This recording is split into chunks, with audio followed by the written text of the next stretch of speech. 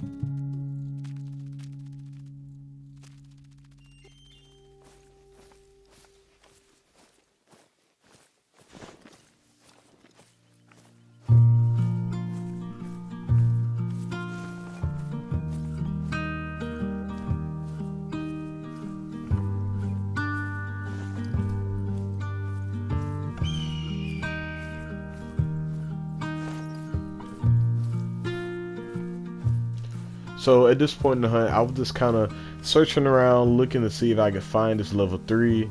I know I had seen him there last time, so I was just waiting for him to pop up out of this herd here. There's a nice level 2 right there. That's the second biggest one in the group, but that's not the one I was looking for. I was looking for this big diamond potential whitetail, and there he is. Level 3, estimate between 233 and 274. So he's not a guaranteed diamond, but me looking at him here, I knew he was a guaranteed diamond. You know, just looking at the rack, I already had another 270s whitetail in the lodge at this point. I knew what they looked like, so I felt pretty confident that he was a diamond. So I made sure I took this hunt very seriously, and I also made sure that the shot was perfect. So a short amount of time passed, and they were walking through the brush, going through the bushes, going down to their drink zones. I was just tracking them with the binos, make sure I had my distance right. I also had my waypoint set up like I showed you guys in the last video, so I knew the correct distance. I knew I was between 130 and 150 yards, so when I did eventually bring my gun up, I already knew what to have my gun set to. So I went ahead and crawled up here to the water's edge, crouched up, spotted him again to make sure, or I was trying to get a spot here. I had those in the way. Yep. 233 to 274 diamond potential whitetail, and the tines are sticking up. I accidentally put out 300, but then I put out the Mosin and didn't waste any time, put them straight down. That is how you shoot a diamond potential whitetail.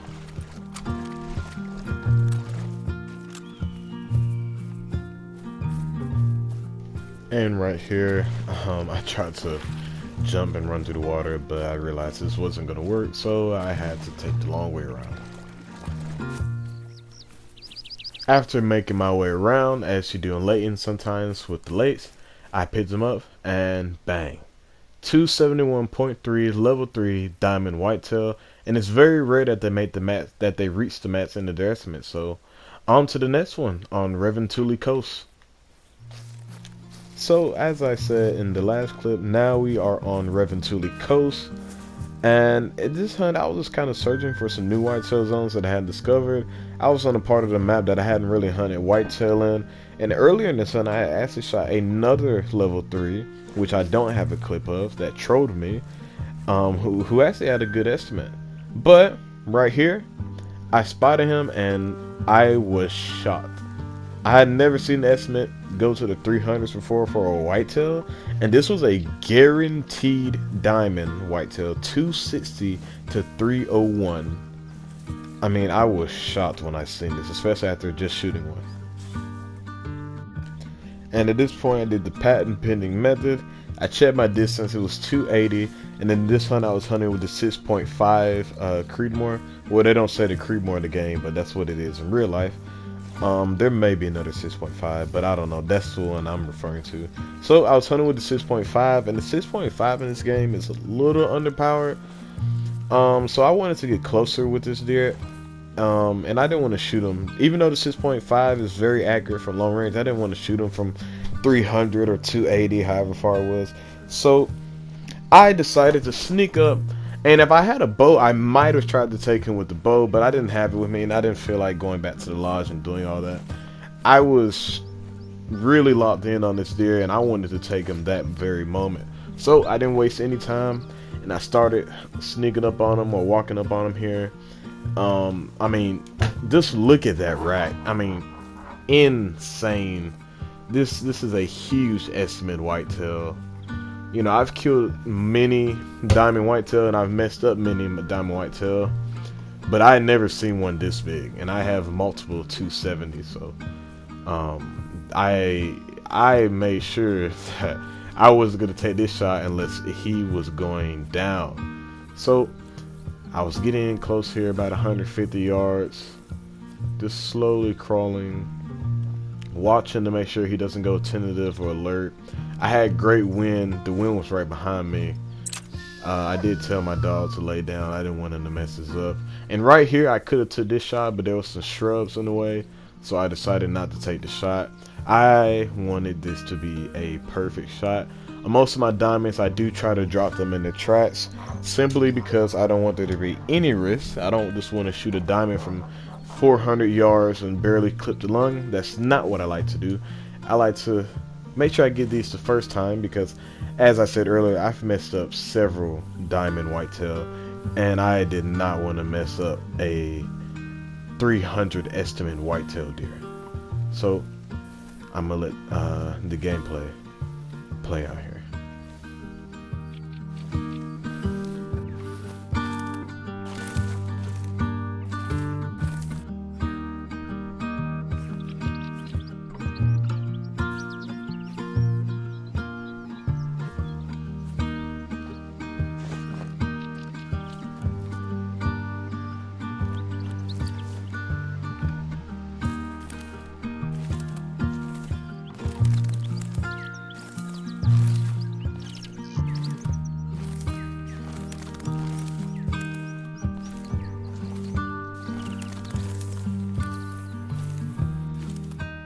So I was crawling, getting close as I could, taking my time, taking it nice and slow. No need for me to rush here. I was getting very close, extremely close, and there was another level 2 that was with him. But I mean, you can see his antlers sticking out of the grass. I mean, he is tall. The rack it's a tall rack, wide. I mean, it's everything you want it to be. And I mean, it was sticking up out the grass, and you know, that's how you know it's a good one. But you know, like I said a second ago, I was just crawling, checking my distances, taking my time, just making sure that I was doing this the correct way. And you know, really with these big diamonds like this, you know, you get pumped up. You know, it's not like quite like real life, but you know, it can give you a pretty similar experience if you've never been hunting before in real life. So, and you know, I always make sure if you're hunting with dogs that you make sure you lay them down behind you in this game, because they can get in front of you and give you invalid target, which can mess you up, and it has messed me up before. So I always make sure when I'm on these bigger diamonds, or at least any diamond, that I put my dog behind me You know, in the days before dogs, I didn't have to do that, but now I keep it with me at all times because sometimes I get lazy while tracking. So I was really sitting here just crawling. I mean, so slow. I was being so cautious. I mean, it's like the closer you get to it, the bigger the rat gets. And I actually tried a call right here. I did one call to see what that would do, but I think the doe reacted, but nothing else reacted. And I also thought about taking this shot. If I had the 30-06 or the 308, I would have took that shot right there. But since I had the 6.5, I didn't take it. And I've, you know, on a level 2 or a level 1 deer, I would have took the shot and probably been fine with it. But on this, I just wasn't going to risk it. I needed this shot to be how I wanted it to be. Although, most of the times with these, it doesn't turn out like that. Which you'll see here in a second. So I kept on crawling. Getting past, or not getting past, but getting to this brown tree right here. I mean, just taking a gander, another quick cut there. Just taking my time, really. At this point, I was about 50 yards out. And at this point, I think I switched to the 6.5, and I think I had myself set up 82. I was ready. At this point in the hunt, if he turned broadside, I was willing to take the shot. And my wind is still good, which I'm so grateful for, because I've had many hunts like this where I've snuck up and my wind's been terrible. This was a great stalking hunt because I had this doe literally 10 yards and she had no idea I was there. So that's how you know I was stalking correctly. At that point, I thought I had spooked him a little bit, but I didn't. So I went ahead and got the gun out. I knew at this range that anything was viable, any shot was viable here. So I just kept it on him, you know. And I didn't want to take the full frontal, even though I've done it a million times.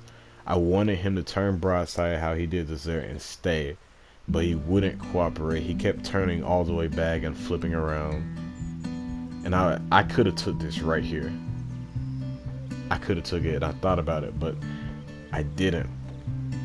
So I think and when he turned broadside right there, I thought about taking it too. It was a lot of shots I thought about taking, but I didn't because I just kept punking out of it. So yeah, I'm just gonna let him keep flipping back and forth here. He's at this point in the hunt, he's literally just teasing me. He's literally just flipping back and forth, and I'm just sitting here wishing I had a different gun. But I wanted to get a diamond with a 6.5, and I don't know if this was my first diamond with it. I don't know. And at this point, he got a tentative, and then this is when I got nervous because I thought I had jacked it all up. So he got a tentative. I'm sitting here. He's looking through the grass, trying to see me. He's staring into my soul here, moving his head around, ears up, listening. You know, trying to funnel all that sound through the antlers to his ears. And he's just turning around and looking at me. So I started crawling up a little bit to the left here, trying to make sure he didn't smell me. And this right here, he went alert and gave me a snort wheeze. And this made me nervous. And I wanted to put him down right there. But I stayed calm. And you know, I did like real life. When they go alert, you sit still and you look at them, or you don't. You know, you just don't move. So a quick cut there. He turns back around. He gets calm again. And his buddy here, his buddy tried to protect him by walking all around him. So I stood up. I made him go alert. I put in the frontal shot, which I didn't want to take earlier. And I took it. Shot him. I didn't want to take the frontal, but I took it. 50 to 75%. I knew I had nailed him. I finally, after all that time, got him, and I got him good. And I was jumping for joy. I was happy I got this. This is my second diamond whitetail in 24 hours. For a second there, I panicked because I thought that was a non-vital, but it wasn't. So yeah, I was happy. I seen the vital blood, jumping up and down here, celebrating this this kill here, because I knew I just completed my huddle whitetail, which I did not think would happen. And bang, clipped the left lung. Not what I wanted to do, like I said earlier, but a 274.40 Diamond whitetail. This is my biggest diamond whitetail at 274.40. Shot at 33 yards with the 6.5 Creedmoor polymer tips. I mean, this was a amazing hunt. And I'm gonna go back to the lodge right quick and let y'all see that. And I thought I had the fallow deer clips, but I didn't have the fallow deer clips. Apparently I lost it, so you just got to look at that. But I killed all three of my fallow and T Aurora. I might have said that wrong. And I got one diamond on Raven Tully and the other two on Layton. I've also killed a diamond on Mississippi, and I've messed up like 3 other diamond whitetails on Layton and Rancho. I've never gotten a whitetail on Rancho, so I'm gonna cut to the lodge. Okay, back in the lodge here. So originally in the video, I was gonna show the fallow deer and the 2 diamond whitetail, but I lost the fallow deer clip, so you can look at these. 268.5, 263.7, and a 263.3. Those are my 3 diamond fallow. And turn around here, these are my 3 diamond whitetail. 272.7, a 274.4, and a 271.3. And I also realized that it was all 3 fur types: brown, tan, and dark brown. So this is a pretty cool amount. I just wanted to show you guys this today. I hope you guys enjoyed the video. I know you guys heard enough of me talking, so I'm gonna go ahead and get up out of here. Hope you guys enjoyed the video. Make sure you like and comment, subscribe, you know, all that. And I'll catch you guys in the next hunting adventure.